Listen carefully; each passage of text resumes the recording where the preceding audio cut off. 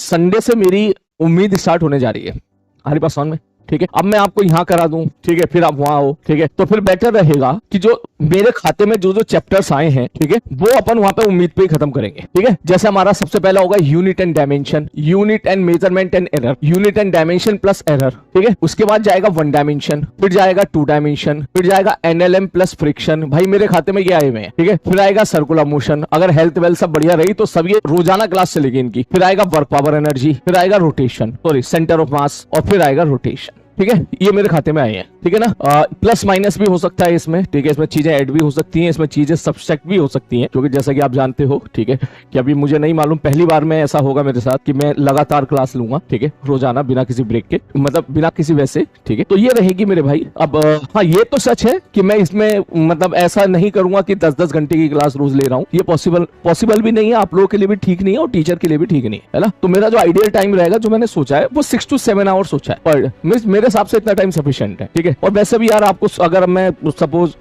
एक दिन में अगर मैं 10 घंटे 12 घंटे मैं केवल इसी में इन्वॉल्व कर दूं आपको, तो इससे आपका वो फायदा तो नहीं है। वो फायदा इसलिए नहीं है क्योंकि जब तक आप क्वेश्चन प्रैक्टिस नहीं करोगे खुद से, जब तक आप खुद से सवाल नहीं लगाओगे, ठीक है, जब तक जाहिर सी बात है कुछ नहीं होने वाला। या आई थिंक आप सब लोग जानते हो, सब मैच्योर हो, आप इस चीज को समझते हो कि केवल लेक्चर देखने से कुछ नहीं होता है, क्वेश्चन को भी प्रैक्टिस करनी पड़ती है, पीवाईक्यू लगाने पड़ते हैं आप लोगों के लिए, मेंस के पीवाईक्यू भी लगाने पड़ेंगे आपको, कुछ एडवांस के पीवाईक्यू भी लगाने खुद से लगाने पड़ेंगे। ये नहीं कि मास्टर लगा रहा है और हम देख रहे हैं, खुद से लगाने पड़ेंगे। तो आई थिंक 6 से 7 घंटे का टाइम काफी है, क्योंकि 7 घंटे मान के चलो आपने यहाँ इन्वेस्ट कर दिए, 7 घंटे आप सो लिए, 14 आवर हो गया, और उसके बाद जो है 2-3 घंटा आपके रेगुलर टाइम में जो जाते हैं 17 हो गया। उसके बाद आप घर पे जाके 4-5 घंटे पढ़ लिए और 4-5 घंटे आपने बाकी सब्जेक्ट में निकाल दिए, ठीक है। तो ये बेसिकली पॉसिबल, जो मुझे लगता है आपके लिए यही पॉसिबल रहेगा, क्योंकि ऐसा तो नहीं होगा ना कि अगर हमारी जो है फिजिक्स चल रही है, तकरीबन चलेगी, मान के चलो ये कम से कम 10-20-25 दिनों तक फिजिक्स चलेगी, ठीक है। 25 दिनों तक अगर फिजिक्स चलेगी तो 25 दिनों तक आप केमिस्ट्री को उठाओगे ही नहीं, है ना, बायोलॉजी को तो पढ़ोगे ही नहीं, ऐसा तो नहीं होगा ना। ऐसा कर रहे हो तो बहुत बड़े बेवकूफ हो। तो मतलब रोज की रोज आपको जो है, आप समझिए कि आपको बायोलॉजी को मैनेज करके चलना है, केमिस्ट्री को मैनेज करके चलना है, रिविजन भी करना है, सारे सब्जेक्ट को साथ लेके चलना है ना। तो जो मेरे हिसाब से आइडियल टाइम 6 से 7 घंटा काफी है, क्योंकि इसके बाद आपके पास जो है बाकी सब्जेक्ट को पढ़ने का टाइम भी मिल जाएगा, ठीक है। तो अभी के लिए तो मेरे खाते में बेटा ये वाले चैप्टर आए हुए हैं, ठीक है। तो मैंने सोचा है कि इसको तो अपन कवर करेंगे वहां से, है ना, तेरी ये वाली टेंशन तो होगी खत्म, ठीक है।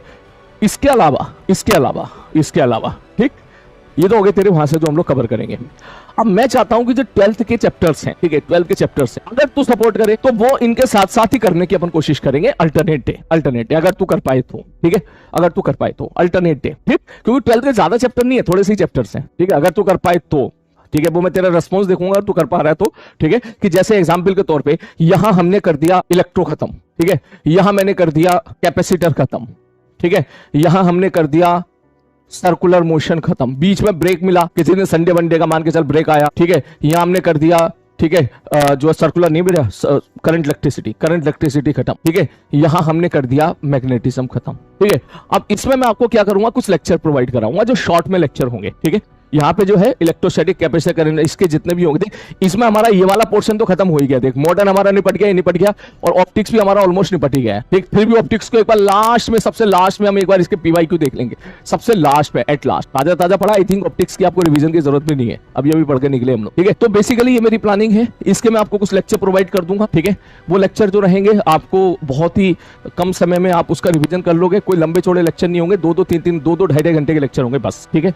तो 2 अगर मैं आपको कोई ऐसा लेक्चर देता हूं इसमें 2.5 घंटे में आप पूरा इलेक्ट्रोस्टैटिक्स खत्म कर ले रहे हो, कैपेसिटर 2 घंटे में खत्म कर ले रहे हो, है ना, मैग्नेटिज्म आपका जो है 2-2.5 घंटे में खत्म हो जा रहा है, तो आई थिंक इससे आपको काफी हेल्प मिल जाएगी। और बाकी तो आप जानते ही हो कि रिवीजन के लिए सबसे बढ़िया हथियार जो होता है एक अच्छे बच्चे के लिए, वो होता है उसके बनाए हुए नोट, है ना, उसके बनाए हुए नोट्स ही सबसे बढ़िया हथियार होता है बेटा, ठीक है। उसके मैं इसके लेक्चर दूंगा आपको, यहाँ पे इसके लेक्चर प्रोवाइड कराऊंगा, इनके लेक्चर प्रोवाइड कराऊंगा, ठीक है बेटा। ये मेरी अभी की प्लानिंग है आप लोगों के लिए, ठीक है। इसका मैं देखता हूं आपका क्या रिस्पॉन्स आता है, आप इसको झेल पा रहे हो नहीं झेल पा रहे हो। अगर नहीं झेल पाओगे तो उसके बाद शिफ्ट करना पड़ेगा, है ना। मैं एक बार चेक करके देखता हूं कि आप कर पा रहे हो नहीं कर पा रहे हो, ठीक है। तो कर पाओगे तो भाई साहब बिल्कुल सही बात है, फिर तो इसको किस लिए मैंने अल्टरनेट रखा है, ये मैंने सोचा है। मैं चाहता हूं कि ऐसा नहीं होना चाहिए बेटा कि जिस दिन आप नीट का पेपर देने जा रहे हो आपका रिवीजन एक बार हो। मैं चाहता हूं कि जब आप नीट का पेपर देने जाओ तो आपका रिवीजन एक नहीं, कम से कम 2 बार रिवीजन हो, और अच्छे बच्चों का 3 बार रिवीजन हो,